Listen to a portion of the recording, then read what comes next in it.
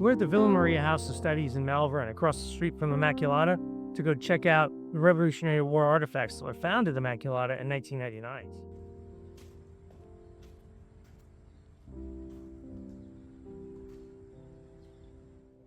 The most common gun at that time is what's called a 6-pound grasshopper, and they called them grasshoppers because the guns were very mobile. This is solid shot. Yeah. This is really good condition so heavy. shot. Like That feels more than 6 pounds, and my cat is like, it's a 6. heavier than a cat. Yeah.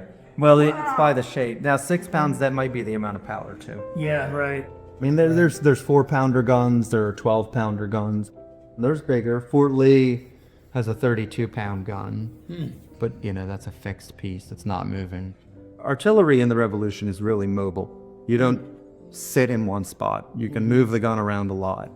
And a 6-pounder was the most common thing. How big would the instrument have been shot? That size. 4 or 5 foot barrel.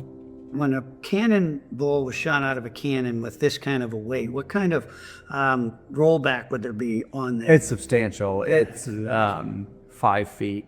The gun moves. How far could they shoot a cannonball like this? Over 1,400 yards. Really? Easy. Yeah. So from this side, it was shot and landed on the other side Easy. here. Easy. It was You were at the bottom of the hill. Right. Yeah. You know, incredible range. I mean, you could hit the dome. Wow, that's Yeah. pretty amazing. Yeah. So was Washington actually on site with the Battle of the Clouds, or was he ahead scouting? Well, there's a couple Continental generals that are there. I don't know if Washington's right on site. This is one of those things that falls in the realm of maybe.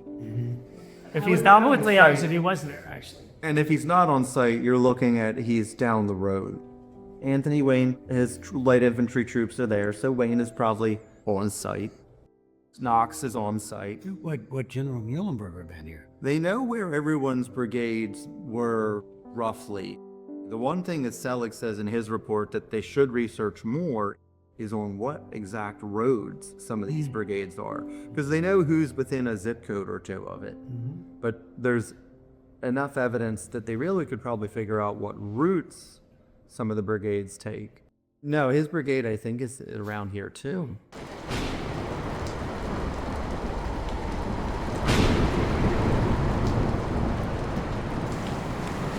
Unlike many Revolutionary War engagements, the Battle of the Clouds was marked by confusion. The heavy rain, combined with muddy roads and hurried troop movements, scattered soldiers and their equipment across the landscape, which raises one very important question. If one cannonball remained buried here, how many more are still waiting to be found? And they'll say if there's one, there's got to be more. There's got to be, there's got to be a lot. I'm a Catholic school teacher. I don't have a lot of money to bet. I would bet money there's more. Washington loses between 40 and 400,000 rounds. He writes to Congress after the Battle of the Clouds and says, "We lost so much ammo, you need to have better cartridge boxes made."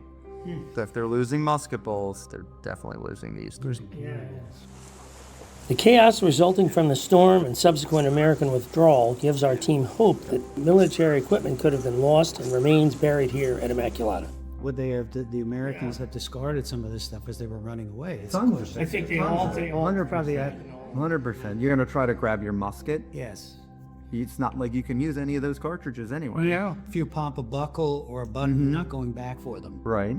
Yeah. The cannonball was not the only artifact found on campus back in 1999. The second, which appears to be some sort of buckle, presents a greater mystery.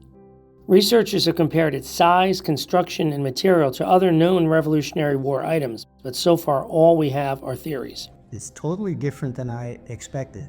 If this was brass and square, it would be easy. Yes. It's not belting. There's no way it's belting. There's ones that are just too small to That wouldn't hold together. you wouldn't be able to secure anything of any kind of weight. Yeah. And it's supposed to have hooks on one side too if it's a belt. These are all things that are on fabric backing or leather backing, which all rots. Yeah. It's not like it's a sword blade where it's all metal. Right. This is stuff where these are things attached to more degradable. Very exciting. Sure. So it's probably silver plated, and it's got those lugs.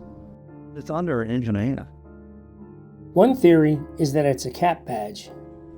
So if this is a cat badge, would it be oriented this way? Well, nobody knows it. I think Well, that I don't know. for a Scottish Glengarry, you're looking at that. They weren't wearing the traditional Glengarries as we know them today back then. And they had like a Kind of like a chef hat or a mustache. yes, I had a small feather bonnet. So they could have gone either way though. Realistically, Mechanics of putting a badge on. Most enlisted troops aren't wearing a No. cap badge, No. period. You're not wearing a hackle. That'd be an officer. So it has to be an officer. That's just wild. Well, that was very exciting to check out these artifacts that found about a quarter century ago at Immaculata. We're going to have these things examined by some experts at Valley Forge National Park and Cortec Condorosa Museum. But I think we're on to something really big here.